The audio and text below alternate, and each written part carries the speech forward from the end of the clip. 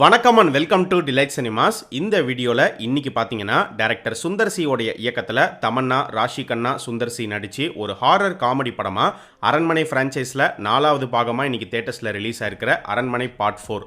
So இந்த அரண்மனை 4 எப்படிப்பட்ட ஒரு படமாக அமைஞ்சிருக்கு அப்படிங்கிறத பற்றி தான் இந்த வீடியோவில் நம்ம பார்க்க போகிறோம்.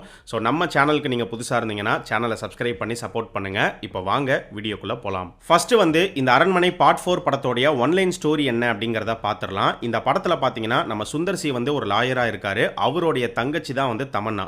ஸோ 10 வருஷத்துக்கு முன்னாடி தமன்னா வந்து வீட்டை விட்டு ஓடி போய் அவங்களுடைய காதலனை கல்யாணம் பண்ணிட்டு தனியாக செட்டில் ஆயிடுறாங்க. ஸோ அதிலிருந்தே அவங்களுக்கும் அவங்களுடைய வீட்டுக்கும் டச்சே இல்லாமல் போயிடுது. 10 வருஷத்துக்கு அப்புறமா ஒரு நியூஸ் வருது. என்ன நியூஸ் அப்படின்னு பார்த்தீங்கன்னா, தமன்னாவுடைய ஹஸ்பண்ட் வந்து இறந்து போயிடுறாரு. அந்த இறப்பை தாங்க முடியாமல் தமன்னா வந்து தற்கொலை பண்ணிக்கிறாங்க. ஸோ தமன்னாவுடைய குட்டி பொண்ணு வந்து பார்த்தீங்கன்னா அடிபட்டு கோமாக்கு போயிடுறாங்க. ஸோ இந்த நியூஸ் எல்லாமே வந்து நம்ம சுந்தர் சிக்கு வருது. சுந்தர் சி இதை கேள்விப்பட்ட உடனே என்னுடைய தங்கச்சி வந்து தற்கொலை பண்ணக்கூடிய ஆள் கிடையாது, அவளுடைய மரணத்தில் ஏதோ ஒரு மர்மம் இருக்குது அப்படின்னு டவுட் பட்டு அவர் வந்து அவருடைய இன்வெஸ்டிகேஷனை ஸ்டார்ட் பண்ணுறாரு. அதில் அவர் என்னென்ன விஷயங்கள் எல்லாம் வந்து தெரிஞ்சுக்கிட்டாரு, கடைசியாக என்ன நடந்தது அப்படிங்கிறதான் இந்த அரண்மனை பார்ட் 4 படத்தோடைய மீதி கதை. இந்த அரண்மனை ஃப்ரான்ச்சைஸில் இதுக்கு முன்னாடி ரிலீஸ் ஆன 3 படங்களுமே நீங்கள் பார்த்துருப்பீங்க அப்படின்னு நினைக்கிறேன். அந்த படங்கள் எப்படி இருந்துச்சு அப்படிங்கிறது உங்கள் எல்லாருக்கும் நல்லாவே தெரியும். அந்த 3 படங்களுமே ஒரே பேட்டர்ன், ஒரே டெம்ப்ளேட்டை ஃபாலோ பண்ணி தான் எடுத்திருப்பாங்க. ஸோ இப்பயும் பார்த்தீங்கன்னா சேம் அதே தான், அதே பேட்டர்ன், அதே டெம்ப்ளேட்டை ஃபாலோ பண்ணி வந்திருக்கிற இன்னொரு படம் தான் இந்த அரண்மனை பார்ட் 4 படமும். ஆனால் இந்த படத்தில் சுந்தர் சி ஒரு சில சேஞ்சஸை வந்து கொண்டு வந்திருக்காரு. ஃபார் எக்ஸாம்பிள், இதுக்கு முன்னாடி ரிலீஸ் ஆன அரண்மனை படங்களில் எதனால பேய் வருது, எதனால பேய் வந்து கொலை பண்ணுது அப்படின்னு பார்க்கும்போது ரிவெஞ்ச் அப்படிங்கிறதான் வந்து அந்த பேயோடைய மோட்டிவாக இருக்கும். ஸோ அதே கான்செப்டை மறுபடியும் இந்த அரண்மனை பார்ட் 4குள்ளேயும் கொண்டு வராமல் அதுக்கு பதிலாக பார்த்தீங்கன்னா பாக் அப்படின்னு சொல்லி அசாமிஸ் ஃபோக்லோரில் சொல்லப்படுற ஒரு பேய், அந்த கான்செப்டை இந்த படத்துக்குள்ளே கொண்டு வந்தது. இந்த அரண்மனை ஃப்ரான்ச்சைஸை பொறுத்த வரைக்கும் இது கொஞ்சம் டிஃப்ரெண்ட்டாக இருந்துச்சு, நல்லாவும் இருந்துச்சு. அதே மாதிரி இதுக்கு முன்னாடி ரிலீஸ் ஆன அரண்மனை படங்களில் பார்த்தீங்கன்னா கண்டிப்பாக 2 ஹீரோஸ் இருப்பாங்க. ஒன்று வந்து சுந்தர் சி, அவர் காமனாக எல்லா படங்கள்லையுமே இருப்பார். அவர் இல்லாமல் இன்னொரு ஒரு ஹீரோ கேரக்டர் ஒன்று இருக்கும். பட் அந்த மாதிரி இந்த படத்தில் வந்து கிடையாது, வெறும் சுந்தர் சி மட்டும்தான்.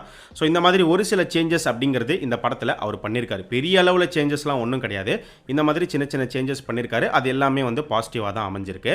அண்ட் இந்த அரண்மனை ஃப்ரான்ச்சைஸே வந்து ஒரு ஹாரர் காமெடி ஃப்ரான்ச்சைஸ் தான். அந்த வகையில் இந்த படத்தில் ஹாரர் எப்படி ஒர்க் அவுட் ஆயிருக்கு, காமெடி எப்படி ஒர்க் அவுட் ஆயிருக்கு அப்படின்னு பார்க்கும்போது, ஹாரர் எடுத்துக்கிட்டோம் அப்படின்னா இது வரைக்கும் அரண்மனை படங்களில் என்ன மாதிரியான ஹாரர் எலமெண்ட்ஸ் இருக்கும், என்ன மாதிரியான ஜம்ப் ஸ்கேர்ஸ் இருக்குமோ அதே மாதிரி தான் இந்த படத்துலையுமே வந்து இருந்துச்சு. ஸோ பயங்கரமாக பயப்படுற அளவுக்கு அப்படிலாம் ஒன்றும் கிடையாது, ரொம்ப நார்மலாக தான் வந்து இருக்கும். காமெடியை பொறுத்த வரைக்கும் இந்த படத்தில் காமெடி அப்படிங்கிறது சுத்தமாக ஒர்க் அவுட்டே ஆகலை. ஒரு இடத்துல காமெடி கொஞ்சம் ஓகேவாக இருந்துச்சே தவிர மற்றபடி எங்கேயுமே வந்து பார்த்தீங்கன்னா பெருசாக காமெடி எடுப்படவே இல்லை. அது இந்த அரண்மனை பார்ட் 4 படத்தில் மட்டும் கிடையாது, அரண்மனை ஃப்ரான்ச்சைஸ்லேயே பார்ட் 1 தவிர மீதி எந்த பார்ட்லையுமே காமெடி சுத்தமாக ஒர்க் அவுட்டே ஆகலை. பார்ட் 1ல் பார்த்தீங்கன்னா சந்தானம் இருந்தார். ஸோ அவருடைய காமெடிலாம் அந்த படத்தில் நல்லாவே ஒர்க் அவுட் ஆயிருக்கும். பார்ட் 2ல் சூரி காமெடி சுத்தமாக வேலைக்காகலை. பார்ட் 3ல் வந்து பார்த்தீங்கன்னா யோகி பாபு, விவேக் இவங்கெல்லாம் நடிச்சிருப்பாங்க. ஆனால் அந்த படத்துலையுமே வேலைக்காகலை. இந்த படத்துலையும் யோகி பாபு, விடிவி கணேஷ், கோவை சரளா, சேஷுன்னு இத்தனை பேர் இருந்தாலும் இந்த படத்துலையுமே காமெடி அப்படிங்கிறது ஒரு மைனஸாக தான் அமைஞ்சிருக்கு.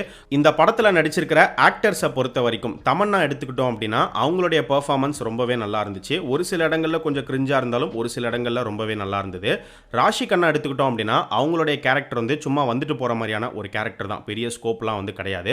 அண்ட் சுந்தர் சி கேரக்டரை பொறுத்த வரைக்கும் அவர் கேரக்டர் எப்படி இருக்குங்கிறது உங்களுக்கே நல்லா தெரியும். இதுக்கு முன்னாடி அரண்மனை படங்களில் எப்படி இருந்துச்சோ அதே மாதிரியான ஒரு கேரக்டர் தான். அவருடைய கேரக்டருக்கு பெரிய பெர்ஃபார்மன்ஸ் அப்படின்லாம் ஒன்றும் கிடையாது. ஏன்னா அவர் வந்து ஜஸ்ட் அப்படியே கண்டுபிடிச்சிட்டே போகிற மாதிரி தான் இருக்கும். அதே மாதிரி தான் இந்த படத்துலையுமே வந்து அவர் ப்ளே பண்ணியிருக்காரு. ஸோ மொத்தமாக இந்த படத்தில் நடிச்சிருக்கிற ஆக்டர்ஸ் எல்லாருமே அவங்கவுங்களுக்கு கொடுக்கப்பட்ட கதாபாத்திரத்தை வந்து நீட்டாகவே ப்ளே பண்ணியிருக்காங்க. இந்த அரண்மனை பார்ட் 4 படத்தோடைய ஸ்க்ரீன் ப்ளே பொறுத்த வரைக்கும் பார்த்தீங்கன்னா எடுத்த உடனே கதைக்குள்ளே போயிடுறாங்க, அது ஒரு நல்ல விஷயம். அண்ட் அதே மாதிரி படத்தோடைய first half and second half 2 ஹாஃப்மே எடுத்துக்கிட்டோம் அப்படின்னா பெருசாக எந்த இடத்துலையுமே போர் அடிக்காமல் நீட்டாக கொண்டு போய் முடிச்சிருக்காங்க. ஸ்டோரி வைஸ் பார்த்தீங்கன்னா ஒரு ப்ரெடிக்டபிளான ஒரு ஸ்டோரி தான். நான் முன்னாடியே சொன்ன மாதிரி பழைய அரண்மனை பேட்டர்னில் வந்திருக்கிற இன்னொரு கதை, ஒரு சில சேஞ்சஸ் தான் பண்ணியிருக்காங்க. பெரிய அளவில் பயங்கரமான சேஞ்சஸ் இந்த படத்தில் இருக்குது, அன்எக்ஸ்பெக்டடான ட்விஸ்ட் அப்படின்லாம் ஒன்றுமே கிடையாது. நார்மலான யூஷுவலான ஒரு ஸ்டோரி தான். ஆனால் ப்ரெடிக்டபிளான ஸ்டோரியாக இருந்தாலும் அதை ப்ரெசென்ட் பண்ண விதம் பெரிய அளவில் இரிட்டேட் பண்ணாமல் இல்லை கிரிஞ்சுத்தனம் பண்ணாமல், அதுக்குன்னு இந்த படத்தில் கிரிஞ்சே இல்லைன்னு நான் சொல்ல வரல, ஒரு சில விஷயங்கள்லாம் வந்து இருக்குது. ஆனால் அது பெரிய அளவில் ஒரு பாதிப்பை வந்து ஏற்படுத்தலை.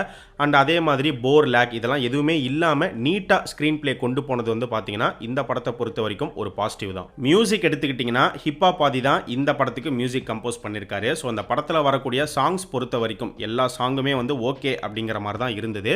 பெரிய அளவில் எந்த ஒரு சாங்கும் பெருசாக ஹிட் ஆன மாதிரி வந்து தெரியல. அண்ட் இந்த படத்தோடைய கிளைமேக்ஸில் ஒரு அம்மன் பாட்டு ஒன்று வருது. அந்த பாட்டில் சவுண்ட் மிக்சிங் ப்ராப்பராக பண்ணாங்களா அப்படிங்கிற ஒரு டவுட் இருக்குது. ஏன்னா அந்த பாட்டு தியேட்டரில் பார்க்கும்போது ரொம்ப இறைச்சலாக தான் வந்து இருந்தது. லிரிக்ஸ் வந்து அந்தளவுக்கு பெருசாக வந்து கேட்காத மாதிரி தான் வந்து இருந்தது.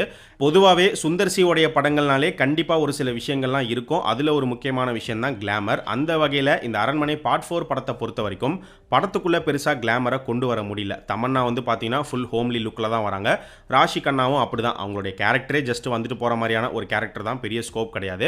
அவங்களுமே பெரிய அளவில் கிளாமர் காட்டுற மாதிரியான ஒரு விஷயம்லாம் படத்துக்குள்ளே வந்து இருக்காது. ஸோ அதனால தான் சுந்தர் சி என்ன பண்ணியிருக்காருன்னா கிளாமரை தூக்கி ஒரு பாட்டில் வச்சு அந்த பாட்டை தூக்கி படத்தோடைய எண்டில் வச்சிருக்காரு. ஸோ படம் முடிஞ்சதுக்கு அப்புறமா அச்சச்சோ அப்படிங்கிற ஒரு சாங் வருது. அந்த சாங்க்கும் இந்த படத்தோடைய கதைக்கும் எந்த ஒரு சம்பந்தமும் கிடையாது. பட் அது வந்து பார்த்தீங்கன்னா இந்த படத்துக்கான ஒரு ப்ரொமோ சாங் மாதிரி அதை தான் படத்தோடைய எண்டில் வந்து பிளேஸ் பண்ணியிருக்காங்க. அடுத்து சினிமாட்டோகிராஃபி எடுத்துக்கிட்டிங்கன்னா இந்த கதைக்கு என்ன தேவையோ அதை ப்ராப்பராக விஷுவலைஸ் பண்ணியிருக்காங்க. ஸோ சினிமாட்டோகிராஃபி நல்லா இருந்துச்சு. சிஜியை பொறுத்த வரைக்கும் இந்த படத்தில் சிஜி பயங்கரமாக இருந்துச்சு அப்படின்னு சொல்லிட முடியாது. அதே சமயம் ரொம்ப புவர் ஒஸ்ட்டாக பண்ணியிருக்காங்கன்னு சொல்ல முடியாது. ஓகே அப்படிங்கிற மாதிரி தான் இருந்துச்சு. ஸோ மொத்தமாக இந்த அரண்மனை பார்ட் 4 எப்படிப்பட்ட ஒரு படமாக அமைஞ்சிருக்கு அப்படின்னு பார்க்கும்போது என்னை பொறுத்த வரைக்கும் கண்டிப்பாக தியேட்டருக்கு போய் ஒரு தடவை பார்க்கக்கூடிய ஒரு டீசென்ட்டான ஒரு ஹாரர் காமெடி ஃபிலிமாக தான் வந்து இருந்துச்சு. இந்த படத்தில் காமெடி ஒர்க் அவுட் ஆகலை. காமெடி ஒர்க் அவுட் ஆயிருந்துச்சுன்னா இன்னும் மிகப்பெரிய ப்ளஸ்ஸாக அது இந்த படத்துக்கு வந்து அமைஞ்சிருக்கும். அண்ட் அரண்மனை ஃப்ரான்ச்சைஸை பொறுத்த வரைக்கும் இது வரைக்கும் ரிலீஸ் ஆன 3 படங்களில் பார்ட் 1 வந்து பார்த்தீங்கன்னா ஒரு நல்ல நீட்டான ஒரு ஹாரர் காமெடி படமாக தான் வந்து சுந்தர் சி பிரசன்ட் பண்ணியிருப்பாரு. ஆனால் அதுக்கப்புறம் அரண்மனை ஃப்ரான்ச்சைஸில் வந்த அரண்மனை 2ஆக இருக்கட்டும் 3ஆக இருக்கட்டும் ரெண்டுமே அந்தளவுக்கு பெருசாக வந்து ஒர்க் அவுட் ஆகலை. ஆனால் இந்த அரண்மனை பார்ட் 4 படத்தை பொறுத்த வரைக்கும் பார்ட் 2 and 3 விட ஃபார் பெட்டரான ஒரு படமாக தான் இந்த அரண்மனை பார்ட் 4 படம் வந்து அமைஞ்சிருக்கு. ஸோ இந்த அரண்மனை பார்ட் 4 இன்னைக்கு தியேட்டர்ஸில் ரிலீஸ் ஆயிருக்கு. இந்த படத்தில் அடல்ட் கண்டென்ட் அப்படின்லாம் ஒன்றுமே கிடையாது. ஃபேமிலியோட போய் நீங்கள் பார்க்கலாம். மெயினாக ஃபேமிலி ஆடியன்ஸ்க்கான ஒரு படம் தான் இது. ஃபேமிலி ஆடியன்ஸ் கண்டிப்பாக இந்த படத்துக்கு போவாங்க. அவங்களுக்கு இந்த படம் வந்து பிடிக்கும்.